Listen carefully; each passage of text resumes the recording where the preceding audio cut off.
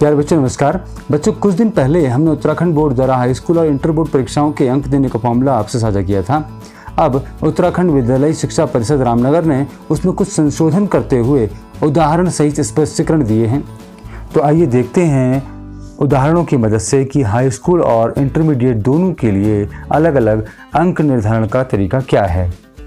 तो पहले बात करेंगे हम हाई स्कूल की। हाई स्कूल के लिए 75:25 का फॉर्मूला तय किया गया है। पहले कक्षा 9 की बात करते हैं। तो इसमें वे विषय जिनमें प्रयोगात्मक परीक्षा नहीं होती है उनमें 100 अंक के 75% यानी 75 अंक को आधार मानेंगे और प्राप्त अंकों को 100 से भाग देकर 75 से गुणा कर देंगे। उदाहरण के लिए देखते हैं, एक छात्र मनोज है जिसके कक्षा 9 में हिंदी में 100 में से 65 अंक आए। तो कक्षा 9 से कक्षा 10 के बोर्ड में जोड़ने वाले अंक होंगे 65/100 गुणा 75 बराबर 49। यहाँ हमने 48.75 को राउंड फिगर में ले लिया है। अगर दशमलव के बाद 0.1 भी होता है तो उसको अगले अंक तक ले जाना है जिससे कि बच्चों का अधिकतम फायदा हो। तो हम देखते हैं कि मनोज को कक्षा 10 का रिजल्ट बनाते समय हिंदी में कक्षा 9 के वेटेज जो कि 75% है से 49 अंक मिलेंगे। यही फॉर्मूला अंग्रेजी और सभी ऐसे विषयों में अपनाया जाएगा जिनमें प्रयोगात्मक परीक्षा नहीं होती है। यहाँ पर एक बहुत महत्वपूर्ण बात है, वो ध्यान देने लायक बात यह है कि वार्षिक परीक्षा के 100 अंकों में से ही 75% निकालना है। अब हम बात करते हैं ऐसे विषयों की जिनमें प्रयोगात्मक परीक्षा होती है। यहाँ पर एक बात ध्यान देने की है कि प्रयोगात्मक परीक्षा केवल 20 अंक की ही मानी जाएगी। आंतरिक मूल्यांकन जैसे गृह कार्य व प्रोजेक्ट को भी सैद्धांतिक में ही माना जाएगा और ये 80 अंक की होगी। यहाँ हम 80 का 75% यानी 60 अंक को आधार मानेंगे। उदाहरण के लिए माना मनोज ने विज्ञान में 100 में से 70 अंक प्राप्त किए हैं तो 70/100 गुणा 60 बराबर 42 अंक। मनोज को विज्ञान में कक्षा 9 से 42 अंक प्रदान किए जाएंगे। आप केवल ये ध्यान रखें कि प्रयोगात्मक परीक्षा वाले विषयों में आधार 60 अंक होगा जबकि बिना प्रयोगात्मक परीक्षा वाले विषयों में आधार 75 होगा। ये तो बात थी कक्षा 9 की। अब बात करते हैं कक्षा 10 की परीक्षा की।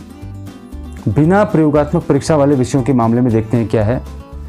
विद्यालय की परीक्षा समिति ने जिस परीक्षा को आधार माना हो, चाहे वो मासिक परीक्षा हो, अर्धवार्षिक हो या प्री बोर्ड हो, ज़्यादातर स्कूलों में मासिक परीक्षा को ही आधार माना जाएगा क्योंकि कहीं पर अर्धवार्षिक नहीं हुई है। तो प्री बोर्ड तो बहुत ही कम स्कूल्स में हुई है और अर्धवार्षिक के समय में भी ये कोरोना काल चल रहा था तो मासिक परीक्षा को ही ज़्यादातर विद्यालयों में आधार माना जा रहा है। तो उसमें प्राप्त अंकों का 25% निकाला जाएगा यानी 25 अंक को आधार माना जाएगा। उदाहरण लेते हैं, माना मनोज ने अर्धवार्षिक परीक्षा में हिंदी में 100 में से 70 अंक प्राप्त किए तो 70/100 गुणा 25 बराबर 17.5 जिसको हम 18 मानेंगे। यानी मनोज को बोर्ड परीक्षा में कक्षा 10 से हिंदी में 18 अंक प्रदान किए जाएंगे। अगर विद्यालय ने मासिक परीक्षा के अंकों को आधार बनाने का फैसला किया और मनोज के मासिक परीक्षा में हिंदी में 10 में से 7 अंक आए तो 7/10 गुणा 25 बराबर 17.5 बराबर 18 अंक। अब ऐसे विषयों की बात कर लेते हैं जो कि प्रयोगात्मक परीक्षा वाले होते हैं, जैसे गणित विज्ञान, सामाजिक विज्ञान व गृह विज्ञान विषयों में 80 का 25% यानी 20 अंक को आधार मानकर वेटेज दिया जाएगा।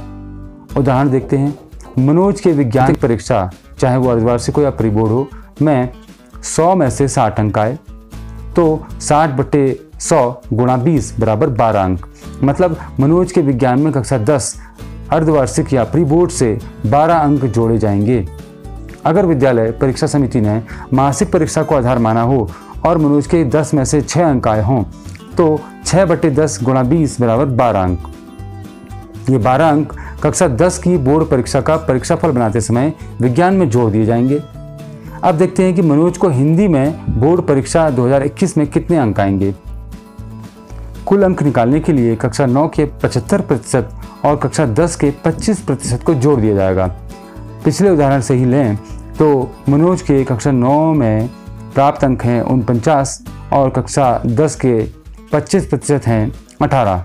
या तो हम यहाँ जोड़ देंगे 49 और 18 को इस तरह हमें प्राप्त होंगे 67 अंक, यानी कि मनोज के बोर्ड परीक्षा में हिंदी में प्राप्त अंक होंगे 67। अब हम देखते हैं कि मनोज के बोर्ड परीक्षा 2021 में विज्ञान में कितने अंक आएंगे। तो पिछले उदाहरण से ही लें तो हम जोड़ेंगे कक्षा 9 के 75% प्लस कक्षा 10 के 25% प्लस कक्षा 10 की प्रयोगात्मक परीक्षा के प्राप्तांक, जो कि पहले ही बच्चों को दे दिए गए हैं। तो कक्षा 9 में मनोज को प्राप्त हुए 42 अंक प्लस 10 की मासिक परीक्षा या अर्धवार्षिक परीक्षा से प्राप्त हुए 12 अंक, और कक्षा 10 में मान लिया जाए कि इसको विज्ञान के शिक्षक ने उनको 18 अंक दिए 20 में से, तो इन तीनों को हम जोड़ देंगे और प्राप्त होगा हमें।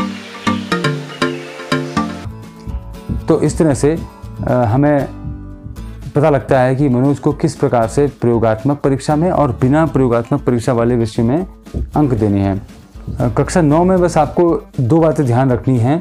पहली, यदि प्रयोगात्मक विषय नहीं है तो प्राप्तांक को 100 से भाग कर 75 गुना कर देना है, और दूसरी, यदि प्रयोगात्मक विषय है जैसे विज्ञान, सामाजिक विज्ञान, गणित वगैरह, तो प्राप्तांक को 100 से भाग कर 60 गुना कर देना है। कक्षा 10 में भी 2 बातें ध्यान रखनी है। यदि प्रयोगात्मक विषय नहीं है तो 100 पूर्णांक होने पर प्राप्तांक को 100 से भाग कर 25 से गुणा करना है, तथा 10 पूर्णांक होने पर 10 से भाग कर 25 से गुणा करना है। और यदि प्रयोगात्मक विषय है तो 100 पूर्णांक के मामले में 100 से और 10 पूर्णांक के मामले में 10 से भाग कर 20 से गुणा कर देना है। अब बात करते हैं कक्षा 12 की। कक्षा 12 के बोर्ड परीक्षाफल के लिए 50 प्लस 40 प्लस 10 का फॉर्मूला रखा गया है। सबसे पहले बात करेंगे 10 के बारे में।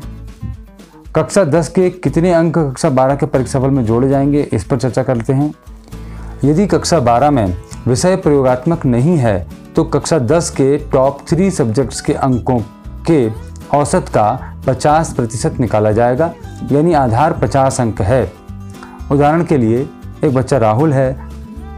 राहुल के कक्षा 10 में टॉप 3 सब्जेक्ट्स में 85, 75 व 80 अंक आए हैं। तो तरीका इस प्रकार होगा, 85 प्लस 75 प्लस 80 बराबर 240।